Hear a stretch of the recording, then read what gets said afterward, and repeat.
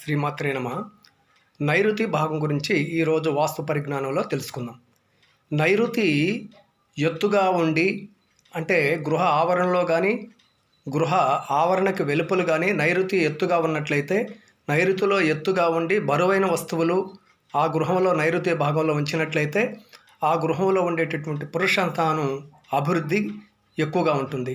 మరియు అక్కడ సుఖవంతంగా ఉండడే కాకుండా ఆ కుటుంబ యజమాని కానివ్వండి, ఆ కుటుంబంలో పెద్ద కుమారుడు కానివ్వండి, మంచి యశస్సు పేరు ప్రఖ్యాతులు సంపాదిస్తూ అన్ని వ్యవహారాలను చక్కదిద్దుతూ మంచి ఏదైనా కూడా ఒక పెద్ద మనిషిగా ఉంటూ ఎవరికైనా సమస్య వచ్చినప్పుడు ఆ సమస్యను పరిష్కరించడంలో ఒక నాయకుడిగా వ్యవహరించడానికి అవకాశం ఉంటుంది.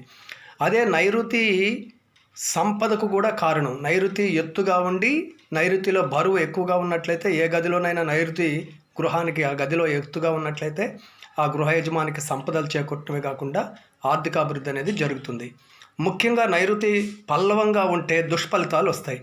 ముఖ్యంగా నైరుతిలో గుంతలు కానివ్వండి, నైరుతిలో పల్లవంగా ఉండడం కానివ్వండి, నైరుతి పెరగటం కానివ్వండి, నైరుతిలో గుంతలు అక్కడ గేట్లు ఉండటం కానివ్వండి, ద్వారాలు ఉండటం కానివ్వండి ఉన్నట్లయితే అక్కడ ఆ గృహంలో చెడు వ్యసనాలకు గురవుతారు అక్కడ ఉండేటటువంటి పురుషులు. ఒక్కోసారి ఆకస్మికంగా యాక్సిడెంట్లు జరిగేదానికి కూడా అవకాశం ఉంటుంది.